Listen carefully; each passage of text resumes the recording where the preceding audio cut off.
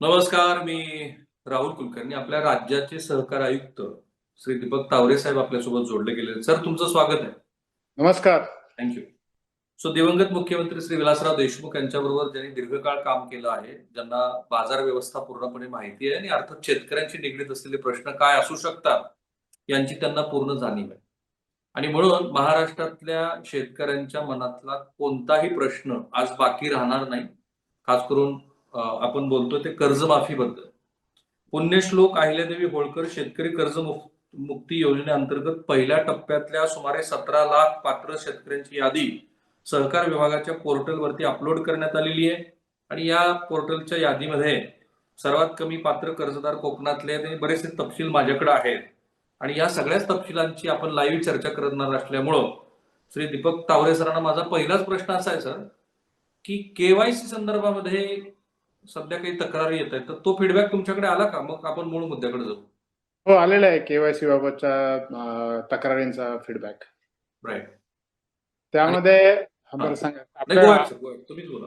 आपण सांगा आपल्याकडे काय फीडबॅक आहे. मग ते आमच्याकडे फीडबॅक जो आला तो काही छोट्या मोठ्या तक्रारीच्या नेहमीप्रमाणे पीक विमा योजनेसंदर्भात असतात, तशाच केवायसीच्या संदर्भात. सो स्टँडर्ड प्रोटोकॉल काय आहे, शेतकऱ्यांनी नेमकं काय करायला पाहिजे? आम्ही महा-आयटीच्या पोर्टलद्वारे ही सर्व योजना राबवत आहोत.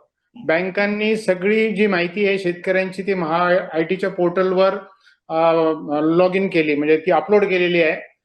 त्यानंतर आपण जे पण डिस्क्वालिफिकेशन होते किंवा अनएलिजिबल लोक होते, जसे शासकीय अधिकारी, कर्मचारी, आमदार किंवा वेगवेगळ्या ह्याचे प्राधिकरणाचे लोक, ही माहिती देखील आपण त्या प्राधिकरणाकडनं पोर्टलवर अपलोड केली.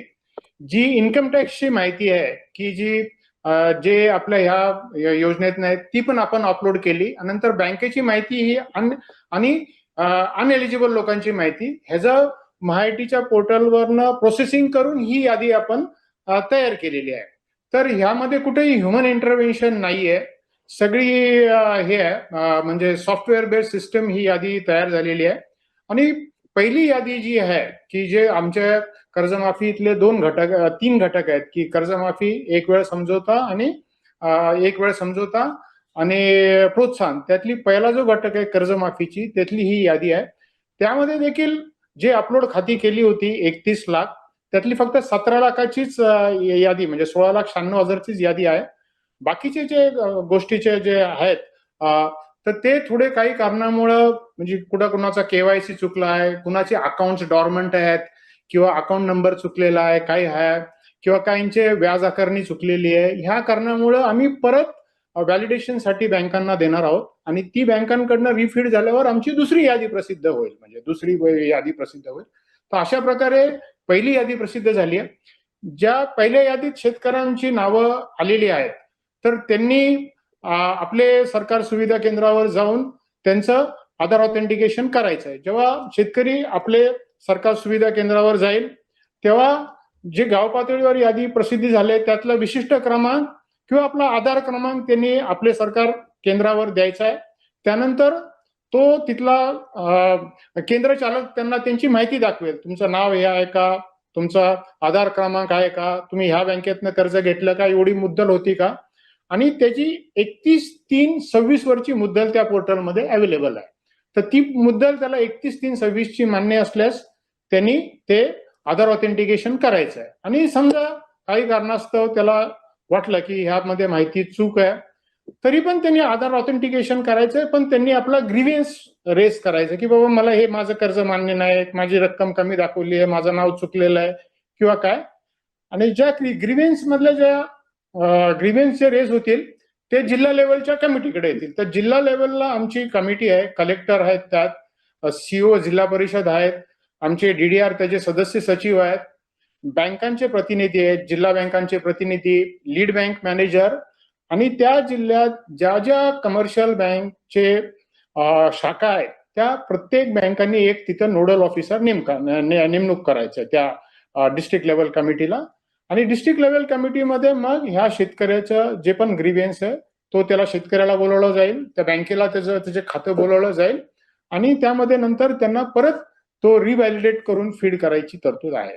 तर असं शेतकरी ग्रीव्हन्स पण रेस करू शकतात, ऑथराईज पण करू शकतात. आता काही शेतकरी असं विचारतायत की काही शेतकऱ्यांनी काय केलं की आत्ताचा त्याचा बॅलन्स काढला 30 जूनचा, पण पोर्टलवर 30 मार्चचा बॅलन्स आहे.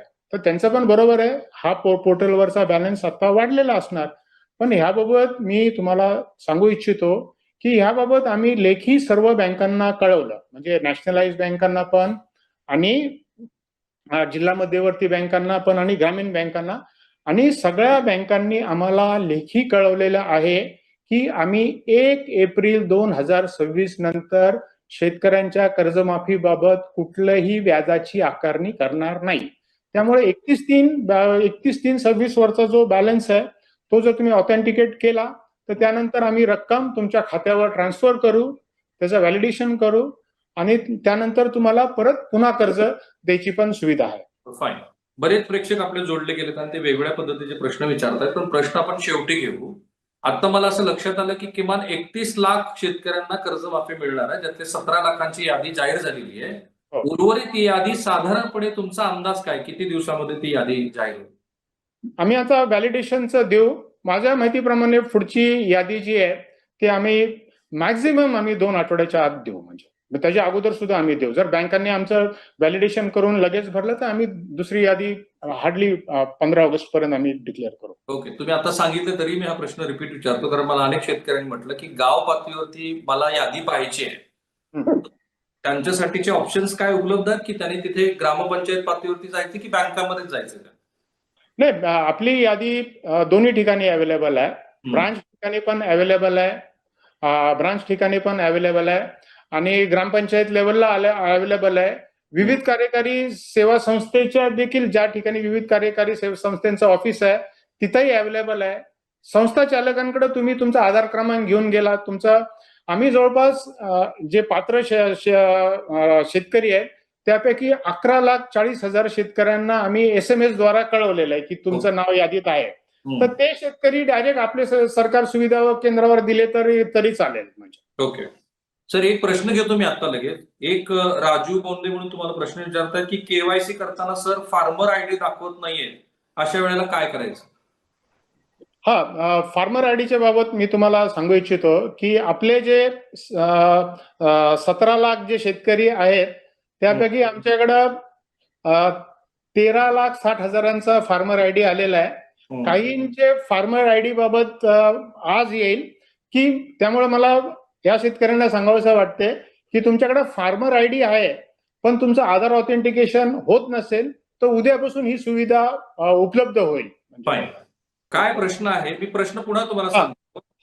हर्ष जाधव म्हणून एक शेतकरी प्रश्न विचारतायत, सर यादीत नाव आलं आहे पण केवायसी करायला गेल्यावर नो रेकॉर्ड फाउंड दाखवत आहे. ठीक आहे, तांत्रिक तेवढी एकच मुद्दा आहे की असं काही शेतकऱ्यांच्या बद्दल त्यांचं म्हणणं आहे की बऱ्याच शेतकऱ्यांबद्दल असं झालंय? नाही, असं फक्त येऊ शकतं की त्याचा आधार आपलं हे ॲग्रीस्टॅक नंबर नसेल तरच येऊ शकतं. अदरवाईज जरी काय असेल तर त्यांनी आम्हाला ऑफलाईन पद्धतीने आमच्या DDR कडे तक्रार दिली तर आम्ही ते रिझॉल्व्ह करू. पण आता महाआयटीचे अधिकारी माझ्या सोबत आहेत, त्यांनी किंवा मी आता आमच्या DDR ची पण मीटिंग घेतली पण अशी कुठली तक्रार आल्याचं माझ्या निदर्शनास नाहीये.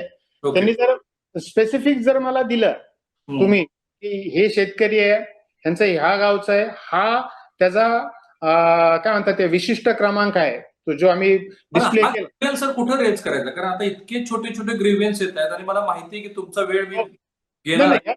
दोन ग्रीव्हन्स करायला 2 आपले चॅनल्स आहेत की ज्यांचं नाव यादीत आलेलं आहे ते ऑनलाईन ग्रीव्हन्स रेज करू शकतात.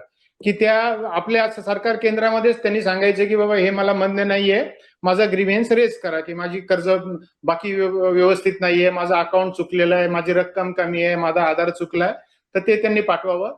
ज्यांचं नावच नाहीये ते पात्र आहेत तर त्यांनी दुसऱ्या यादीसाठी वाट पाहू अशी माझी तुम्हाला विनंती राहील. आणि दुसऱ्या यादीनंतर पण जर तुमचं नाव आलं नाही तर आम्ही जिल्हाधिकारी कार्यालयावर एक सांगितलंय की DLC कडे पाठवा, तहसीलदारांना सांगितलंय आणि जिल्हा उपनिबंधक आहे त्यांच्याकडे पण आम्ही ग्रीव्हन्स सेल ओपन केलेला आहे. तर तुम्ही ह्यांच्याकडे पण म्हणजे जिल्हा उपनिबंधक सहकारी संस्था यांच्याकडे पण तुम्ही लेखी स्वरूपात देऊ शकता. तर ते 6 प्रश्न आलेत तुम्हाला, पण एकच आहेत ते प्रश्न. 6 प्रश्नासाठी अनेक प्रश्न येऊन पडतायत, पण 6 प्रश्नाचं सार सांगतो. मयत शेतकरी कसा आधार कार्ड बदलू शकतो किंवा मयत व्यक्तीचा फार्मर आयडी बदलता येतो का? नाही, जे शेतकरी मयत आहेत तर त्यांनी त्यांच्याबाबत मला हे सांगायचं आहे की त्यांनी बँकेत जायचं आहे, त्यांची वारस नोंद करून घ्यायची आहे, वारसाचं त्यांनी जे आहे ते वारसाच्या नावावर ट्रान्सफर करायचं आहे, ते कर्जाची रक्कम आणि वारसाचे क्रेडेन्शियल्स परत त्यांनी फीड करून द्यायचे आणि नंतर मग वारसाच्या नावावर आम्ही पैसे हे ट्रान्सफर करू. So okay. वारस नोंद करून घ्यायच्या आहेत. अनेक ह्याबाबत मी जिल्हा बँकांना आणि अनेक बँकांना वेळोवेळी सूचना दिलेल्या आहेत. अनेक ठिकाणी वारस नोंदी झालेल्या आहेत. वारसांनी सुद्धा संमतीने एकाचं नाव दिलं तर त्या एका वारसाच्या नावावर पैसे ट्रान्सफर होतील.